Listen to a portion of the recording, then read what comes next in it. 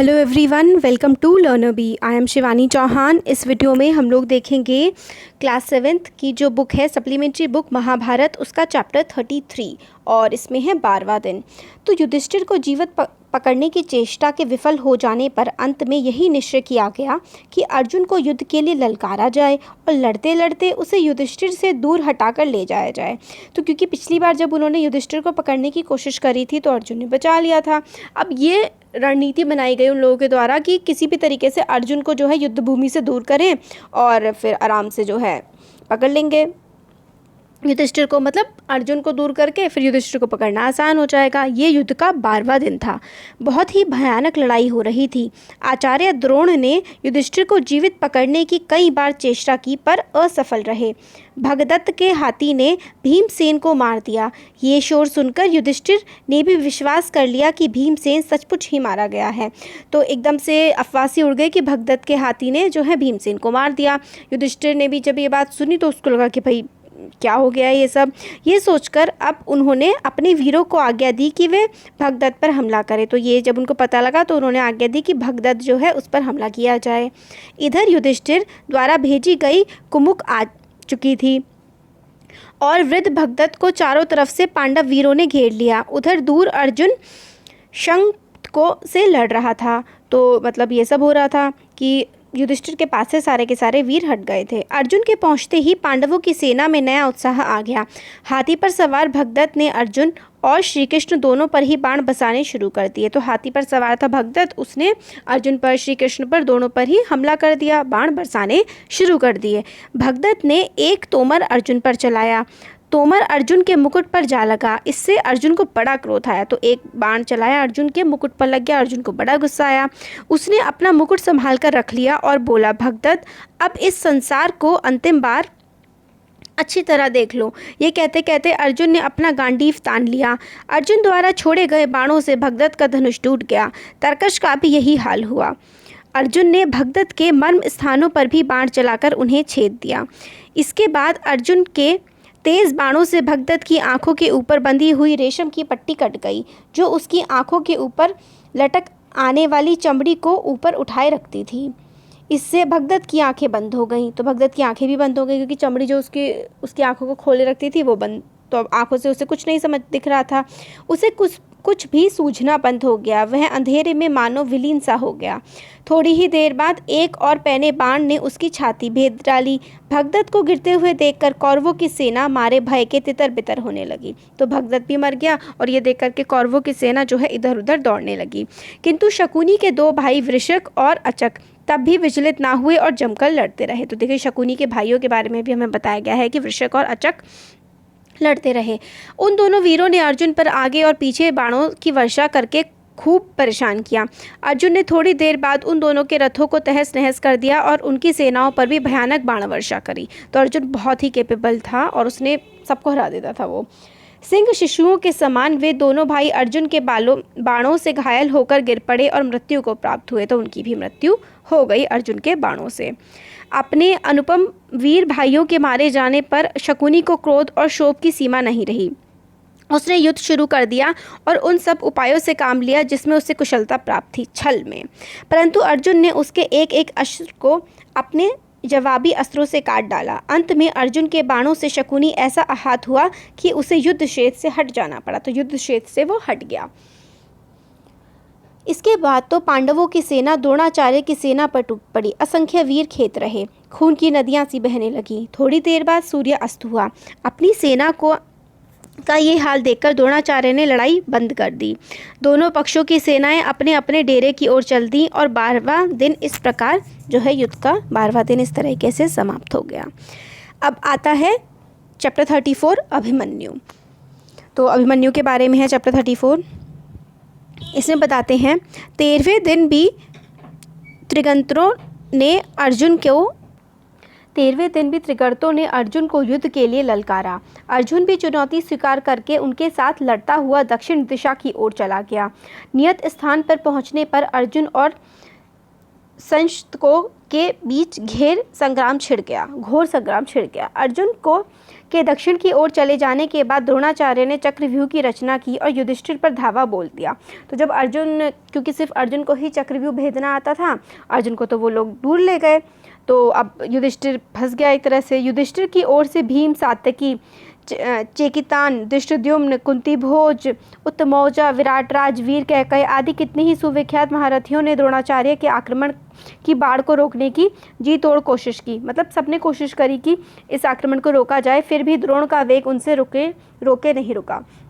ये देखकर सभी महारथी चिंता में पड़ गए। सुभद्रा का पुत्र अभिमन्यु अभी बालक ही था, फिर भी अपनी रण कुशलता और शूरता के लिए वह इतना अधिक प्रसिद्ध हो चुका था कि लोग उसको कृष्ण एवं अर्जुन की समानता करने वाले समझते थे। तो मतलब करने वाला समझते थे उसको, ऐसा समझते थे कि जो अभिमन्यु है वो इतना बड़ा महारथी बनेगा जैसे कि कृष्ण और अर्जुन हैं। युधिष्ठिर ने इस वीर बालक को बुलाकर कहा, बेटा, द्रोण के रचे हुए चक्रव्यूह को तोड़ना हमारे और किसी वीर से नहीं हो सकता।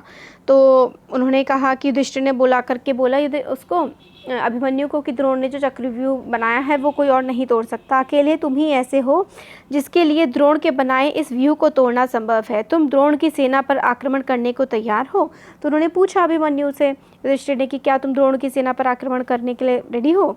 तो यह सुनकर अभिमन्यु बोला, महाराज, इस चक्रव्यूह में प्रवेश करना तो मुझे आता है, प्रवेश करने के बाद कहीं कोई संकट आ गया तो व्यूह से बाहर निकलना मुझे याद नहीं। तो उसने बताया कि मतलब मुझे घुसना तो आता है चक्रव्यूह के अंदर, पर इससे बाहर निकलना मुझे नहीं आता। युधिष्ठिर ने कहा, बेटा, व्यूह को तोड़कर एक बार तुम भीतर प्रवेश कर लो, फिर तो जिधर से तुम आगे बढ़ोगे उधर से ही हम तुम्हारे पीछे पीछे चले आएंगे और तुम्हारी मदद को तैयार रहेंगे। तो उन्होंने कहा, जैसे जैसे तुम इसको तोड़ते जाओगे ऐसे ऐसे हम तुम्हारे पीछे जाते जाएंगे और तुम्हारी मदद के लिए रेडी रहेंगे। युधिष्ठिर की बातों का समर्थन करते हुए भीमसेन ने कहा, तुम्हारे ठीक पीछे पीछे मैं चलूंगा। धृष्टद्युम्न, सात्यकी आदि वीर भी अपनी अपनी सेनाओं के साथ तुम्हारा अनुकरण, जो है ये अभिमन्यु को दिखा रखा है, अनुकरण करेंगे। एक बार तुम्हें व्यूह को तोड़ दिया तो फिर यह निश्चित समझना कि हम सब कौरव सेना को तहस नहस कर डालेंगे। तो कहा कि तुम व्यूह को तोड़ दो, फिर हम कौरव सेना को ख़त्म कर देंगे। ये सब बात सुनकर बालक अभिमन्यु को अपने मामा श्री कृष्ण और पिता अर्जुन की वीरता का स्मरण हो आया। बड़े उत्साह के साथ वह बोला, मैं अपनी वीरता और पराक्रम से मामा श्री कृष्ण और पिताजी को अवश्य प्रसन्न करूँगा। तो उसने कहा कि मैं मतलब अपनी वीरता से, अपने रण कौशल से मैं अपने मामा को और अपने पिताजी को प्रसन्न कर दूंगा, इतना अच्छे से मैं काम करूंगा। सुमित्र, वह देखो द्रोणाचार्य के रथ की ध्वजा, उसी ओर रथ चलाओ, जल्दी करो। तो अपने सारथी को उत्साहित करते हुए अभिमन्यु ने कहा। सारथी ने भी उसी ओर रथ चलाया।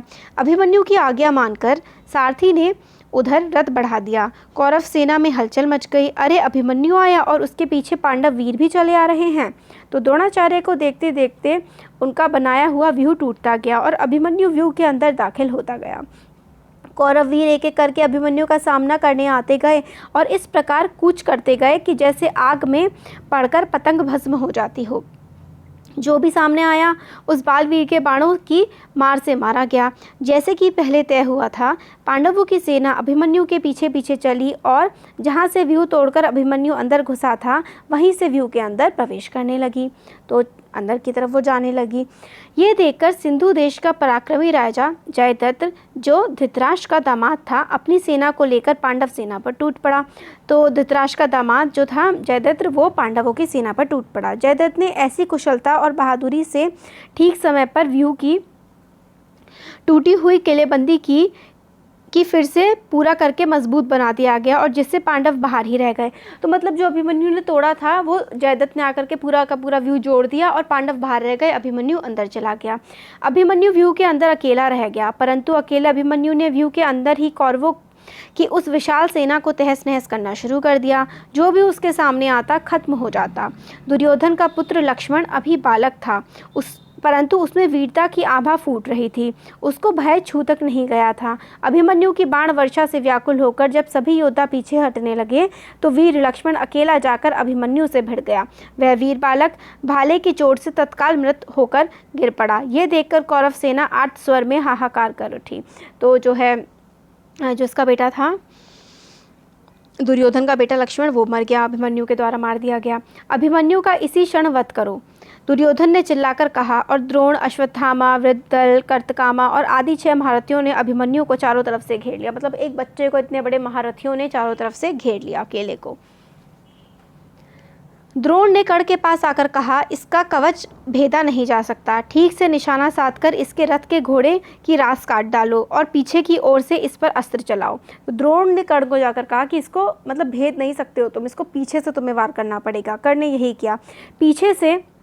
पीछे की ओर से बाण चलाए गए। अभिमन्यु का धनुष कट गया, घोड़े और सारथी मारे गए, वह रथ विहीन हो गया। तुरंत ही अभिमन्यु ने टूटे हुए रथ का पहिया हाथ में उठा लिया और उसे घुमाने लगा। इस समय अभिमन्यु भयानक युद्ध कर रहा था, तो मतलब उसके शस्त्र भी हट गए, पीछे से वार किया उसमें, फिर भी वो लड़ रहा था।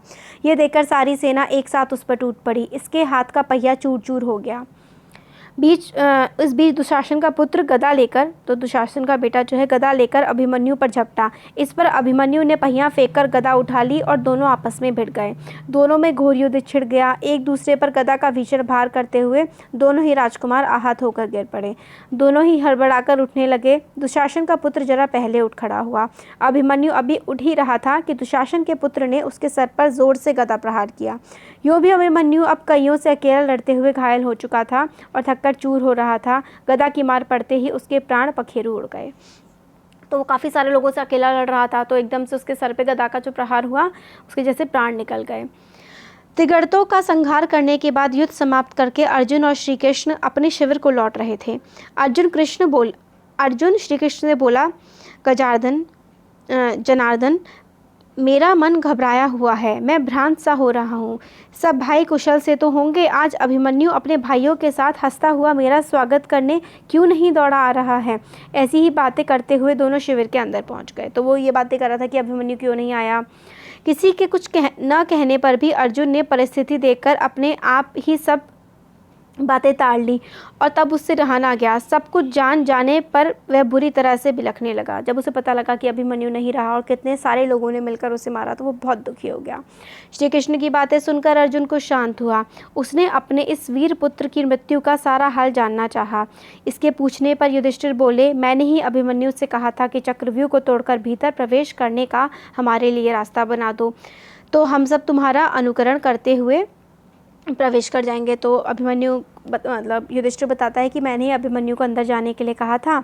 मेरी बात मानकर अभिमन्यु जो है वो चला गया, बट हम अंदर नहीं घुस पाए। हम भी उसी के पीछे पीछे चले। हम अंदर घुसने ही वाले थे कि पापी जयद्रथ ने हमें रोक लिया। उसने बड़ी चतुरता से टूटे हुए व्यू को फिर से ठीक कर दिया। हमारे लाख प्रयत्न करने पर भी जयद्रथ ने हमें प्रवेश नहीं करने दिया। इसके बाद हम तो बाहर रहे और अंदर कई महारथियों ने एक साथ मिलकर अकेले बालक को घेर लिया और मार डाला। मतलब बहुत सारे लोगों ने मिलकर के मार पाए थे वो अभिमन्यु को। युधिष्ठिर की बात पूरी भी ना हुई थी कि अर्जुन आर्त स्वर में आ बेटा कहकर मूर्छित होकर गिर पड़ा। चेत आने पर वह उठा और दृढ़तापूर्वक बोला, जिसके कारण मेरे प्रिय पुत्र की मृत्यु हुई है, उस जयद्रथ का मैं कल सूर्यास्त होने से पहले वध करूंगा। तो अर्जुन ने प्रतिज्ञा ले ली कि कल सूरज डूबने से पहले मैं जयद्रथ का वध कर दूंगा। यह मेरी प्रतिज्ञा है। यह कहकर अर्जुन ने गांडीव पर जोर से टंकार की। सिंधु देश के सुप्रसिद्ध राजा वृद्धशत्र के पुत्र जयद्रथ को जब अर्जुन की प्रतिज्ञा का हाल मालूम हुआ तो दुर्योधन के पास गया और बोला, मुझे युद्ध की चाह नहीं है, मैं अपने देश चला जाना चाहता हूँ। ये सुनकर दुर्योधन ने उसको धीरज बंधाया और बोला, सैंधव, आप भय ना करें, मेरी सारी सेना आपकी रक्षा करने के लिए नियुक्त की जाएगी। तो उसने कहा कि मैं पूरी सेना आपकी रक्षा में लगा दूंगा, आप निशंक रहें। दुर्योधन के इस प्रकार आग्रह करने पर जयद्रथ ने उसकी बात मान ली। सवेरा हुआ, मतलब सुबह हो गई। शस्त्रधारियों में श्रेष्ठ आचार्य द्रोण ने सेना की व्यवस्था करने में ध्यान दिया। युद्ध के मैदान से 12 मील की दूरी पर जयद्रथ को अपनी सेना एवं रक्षकों के साथ रखा गया, मतलब उसको रण से दूर रखा गया। उसकी रक्षा के लिए भूरिश्रवा, कर्ण, अश्वत्थामा, ये इतने सारे महारथी जो हैं वो लगा दिए गए। अर्जुन पहले भोजों की सेना पर टूट पड़ा। कृतवर्मा और सुदक्षिण पर एक ही साथ हमला करके वह उसको परास्त करके श्रुतायुध पर टूट पड़ा। जोरों की लड़ाई छिड़ गई। श्रुतायुध के घोड़े मारे गए। इस पर उसके गदा उठाकर श्री कृष्ण पर प्रहार किया, परंतु निशस्त्र और युद्ध में शरीक न होने वाले कृष्ण पर फेंककर मारी गई गदा श्रुता को ही जाकर लगी और श्रुता युद्ध मृत होकर गिर पड़ा। तो मतलब श्री कृष्ण पर फेंका था उसने गदा और उस पर ही जाकर के गिर पड़ी उल्टी और वो मर गया। इस पर काम्बोज राज सुदक्षिण ने अर्जुन पर जोरों से हमला कर दिया, किंतु अर्जुन ने उस पर बाणों की ऐसी वर्षा की कि उसका रथ चूर चूर हो गया, उसके कवच के टुकड़े टुकड़े हो गए और छाती पर बाण लगने से काम्बोजराज का हाथ फैलता हुआ धड़ाम से गिर पड़ा, मतलब वो भी मर गया।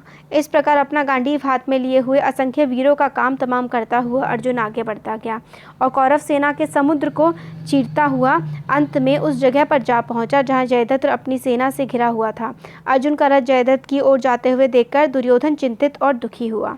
जयद्रथ की रक्षा के लिए नियुक्त वीरों ने जब ये सुना तो उनके दिल एक बारगी दहल उठे और भूरिश्रवा, कर्ण, वृषेण, शल्य, अश्वत्थामा, जयद्रथ आठों महारथी अर्जुन का मुकाबला करने के लिए तत्पर उठे। तो इतने सारे लोग अब अर्जुन का मुकाबला अकेले करने के लिए जो है उठ खड़े हुए। अभी जो नेक्स्ट वाला चैप्टर है ना, ये हम नेक्स्ट वीडियो में देखेंगे आगे का चैप्टर। तो कैसा लगा वीडियो ज़रूर बताइए। अब ऑलमोस्ट 5 वीडियोज़ और बनेंगी, फिर आपकी महाभारत की पूरी किताब ख़त्म हो जाएगी। अच्छा लगा है वीडियो तो भाई लाइक करिए वीडियो को, चैनल को सब्सक्राइब करिए, अपने फ्रेंड्स के साथ शेयर करिए। Thank you.